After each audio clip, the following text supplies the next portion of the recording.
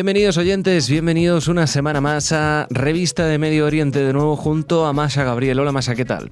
Muy bien, Jordi, ¿cómo estáis? Bien, encantados de recibirte desde Boston, como siempre en comunicación contigo, llevando un poco la iniciativa de ese proyecto de análisis de medios de comunicación en español llamado Revista de Medio Oriente, una parte de un proyecto más amplio, si cabe, llamado Cámara. Siempre lo recomendamos a nuestros oyentes, que sabemos que muchos también leen en inglés. Y bueno, se trata un poco de estar pendiente de lo que publica la prensa para observar el rigor con el que estos periodistas se acercan a la noticia, se acercan a la información, ¿no? Tratando un poco de preservar los buenos y maravillosos orígenes del periodismo.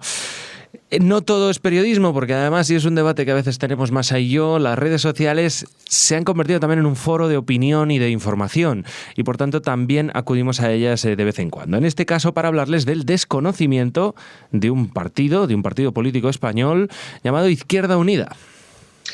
Esto es casi anecdótico, pero Izquierda Unida en un tuit, ya sabes que ahora mismo lo que comentábamos, que muchas de las del pulso se puede tomar en el Twitter. Bueno, pues Izquierda Unida en un momento lo acusaba un tuitero, los acusaba de ser antisemitas, y respondían que el pueblo semita no es solamente el judío. Bien. Claro. Comentaba otro tuitero, Ariel Kanievski, que dice, bueno, que es curioso que lo que les preocupe es más el empleo de la palabra más que los acusen, ¿no?, de antisemitismo. Hay que recordar que antisemita es antisemita y es una palabra creada para designar el odio al judío. Punto. ¿Que hay más pueblos semitas? Cierto, pero que la palabra antisemita se refiere al odio al judío, ok, es la realidad. En cualquier caso, independientemente de eso, cuando la gente entra en este debate, yo creo que lo que están intentando es negar el fenómeno.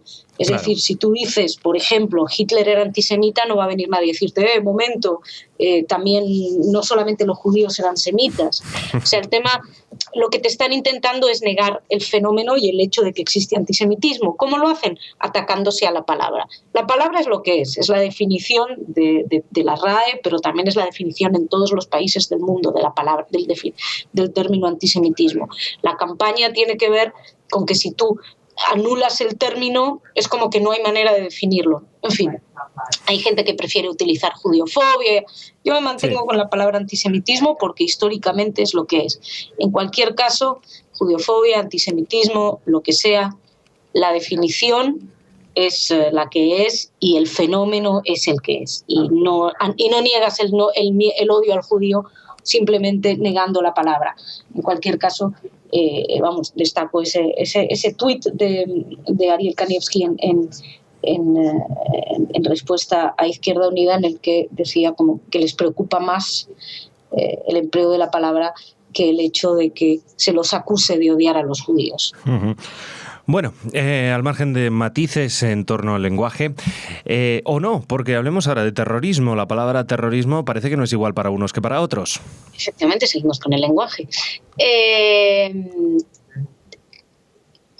La palabra terrorismo, ya sabes que hay muchos problemas para aplicarla cuando hablamos de ataques palestinos, aunque estemos hablando de Hamas, que es un grupo considerado terrorista por la Unión Europea, por el Departamento de Estado de Estados Unidos, por los países occidentales en general.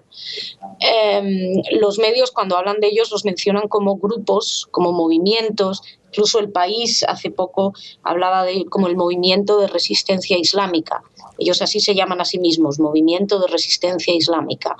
Y así lo mencionaba el diario El País, sin poner comillas, que de alguna manera lo que estás dándole es una legitimidad ética. Bueno, pues esto es el grupo. Por supuesto, quienes militan en ese grupo en las noticias son militantes y ya estamos cansados de ver la palabra atacantes cuando hablamos de palestinos que ponen bombas o atropellan o acuchillan a judíos, sean estos civiles, soldados, niños, niñas, mujeres, hombres, viejos, da igual, siempre los consideran atacantes o supuestos atacantes. Bueno. Este es un fenómeno, perdona que te interrumpa, Masha, cuando vemos las agresiones en Israel, pero También nos ha pasado alguna vez en Europa cuando es una agresión con un judío, que también tampoco se le llama terrorista y se le llama atacante, ¿no? Creo recordar. Corrígeme si me equivoco. Perdona, no he entendido el principio de la pregunta. Sí, no, la pregunta sí, la he hecho fatal, la verdad. Lo que yo quería decirte, vemos, estamos en Israel y se habla de atacante, cuando es un terrorista con un cuchillo en la mano, de estos casos que por desgracia vemos a menudo. Sin embargo, quiero decirte, cuando se trata de Europa y es un ataque contra un judío, también se suele emplear ese término, ¿o no? Sí, bueno... En Europa sí, es verdad. diferente. Estoy pensando en el hipercacher, a lo mejor. Se hablaba pero no, de hay un concepto más de terrorista en ese sentido. En Europa, cuando atacan en suelo europeo, se suele hablar más de terrorismo. Claro, o sea, hablamos en suelo israelí. Perfecto, Masha, disculpa, sigue. No, para nada. Tengo que revisarlo, la verdad. Esto que me dices, en términos generales, yo creo que se ha hablado más de terrorismo. Sí. Entonces, por ejemplo, tenemos esto, ¿no? Y, por ejemplo, El País hablaba de eso, ¿no? Habla del movimiento de resistencia islámica y en un párrafo habla de la ola de violencia, habla de que 201 de los 201 palestinos han muerto en esa ola de violencia, en su mayoría considerados atacantes. Pero lo interesante es que si sigues ese mismo párrafo, dice que solo hay 6 menores encarcelados que estén implicados en acciones de terrorismo judío. O sea, el mismo El País, que en un caso habla de atacantes, de movimiento de resistencia islámica, en el otro caso habla de terrorismo judío. No es el único medio.